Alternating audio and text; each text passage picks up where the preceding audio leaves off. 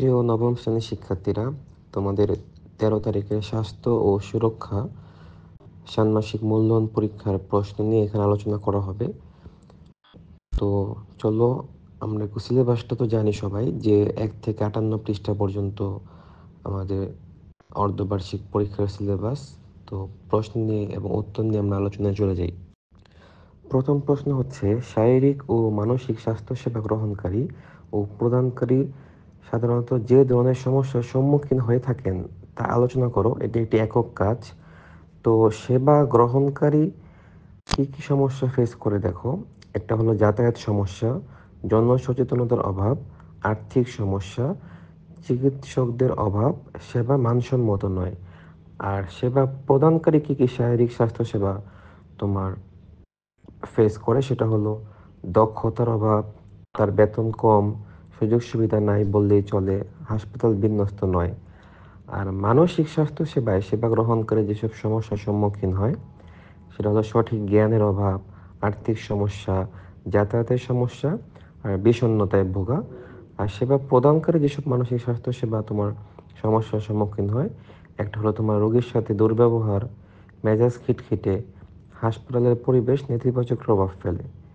এই তো এগুলোই হচ্ছে আমাদের উত্তর। এবার একটি দলগত কাজ দেওয়া হয়েছে, স্বাস্থ্য সেবা গ্রহণকারী ও স্বাস্থ্যসেবা প্রদানকারী কর্মীর অধিকার আলোচনা। তো গ্রহণকারীদের কি অধিকার থাকে? একটা হলো সাধারণ স্বাস্থ্যসেবা গ্রহণকারী, তাদের দ্রুত স্বাস্থ্যসেবা নিশ্চিত করতে হবে, দক্ষতা সম্পন্ন সেবার অধিকার থাকবে, উন্নত সেবা নিশ্চিত করা আর বিনামূল্যে ওষুধ প্রদান। বিশেষ চাহিদা ও বৈচিত্র্যের স্বাস্থ্যসেবা গ্রহণকারী, মানে যাদের মধ্যে একটু অটিজম রয়েছে, একটা হলো যত্ন সহকারে সেবা পাওয়া, দ্রুত সেবা নিশ্চিত করা, পর্যবেক্ষণ করা, আন্তরিকতা পোষণ করা। আর স্বাস্থ্যসেবা প্রদানকারী কর্মীদের অধিকার হচ্ছে সর্বপ্রথম বেতন ও প্রাপ্ত মর্যাদা নিশ্চিতকরণ, যেহেতু সবাইকে সংসার চালাতে হয়, প্রযুক্তি নির্ভর সেবা প্রদান করা, প্রশিক্ষণের ব্যবস্থা করা এবং অন্যান্য সুযোগ সুবিধা নিশ্চিত করা।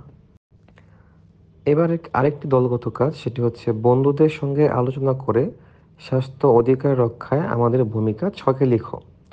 তো স্বাস্থ্য অধিকার রক্ষায় আমাদের মেইন ভূমিকাটা কি, সেটা হলো কেউ যদি অসুস্থ হয়ে যায় বা অসুস্থ না হয়, সেজন্য তোমার আশেপাশের পরিবেশ পরিষ্কার পরিচ্ছন্ন রাখতে হবে, কারণ অপরিচ্ছন্ন পরিবেশ থেকেই সবাই অসুস্থটা হয়। তারপর হচ্ছে জনসচেতনতা বৃদ্ধির জন্য পোস্টার ব্যানার বিতরণ করব। তারপর হচ্ছে সভা সেমিনার র্যালি আয়োজন করে স্বাস্থ্য রক্ষার অধিকারগুলো তুলে ধরবো। আর এখন তো প্রচুর অনলাইন প্রচারণা রয়েছে, আমরা ফেসবুক ইউটিউবে বিভিন্ন অনলাইন প্রচারণার মাধ্যমেও স্বাস্থ্য অধিকার রক্ষার জন্য আমরা বিভিন্ন তথ্য সাধারণ মানুষের কাছে তুলে ধরবো। আরও অনেকগুলো পয়েন্ট তোমরা অ্যাড করতে পারো, মেইন পয়েন্টগুলো আমি বললাম। এরপরে রয়েছে একটি একক কাজ, সেটা হলো পরিবারের অসুস্থ ও বয়স্ক ব্যক্তির পরিচর্যা ও স্বাস্থ্য অধিকার রক্ষায় আমাদের কাজ কি। তো এক্ষেত্রে আমাদের কাজটা হলো প্রথমেই সবার প্রতি শ্রদ্ধাশীল মনোভাব পোষণ করতে হবে, যে কোনো কাজ দায়িত্বের সাথে পালন করতে হবে, অসুস্থ হলে দ্রুত সেবা নিশ্চিত করতে হবে, পুষ্টিকর খাবার প্রদান করা, সব ধরনের কাজে সাহায্য করা। এরকম এই টপিকগুলোর সাথে রিলেট করে আরও অনেকগুলো পয়েন্ট তোমরা চাইলে অ্যাড করে নিতে পারো। স্বাস্থ্য অধিকার সচেতনতায় আমাদের পরিকল্পনা, দলগত কাজ।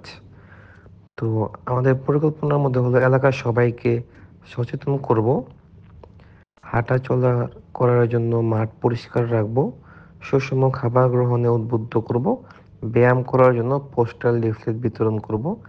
তো এক্ষেত্রে আমাদের 5-6 জনকে দল গঠন করতে হবে, নিজ উদ্যোগে আমরা মাঠটা পরিষ্কার করব, অন্যদেরকে উৎসাহিত করব, সুষম খাবারের উপকারিতা জনসম্মুখে তুলে ধরবো, আর সহপাঠীত্ব দিয়ে এলাকার এবং বাড়িতে বাড়িতে লিফলেট বিতরণ করব। তো এই হচ্ছে আজকের প্রশ্নের সমাধান।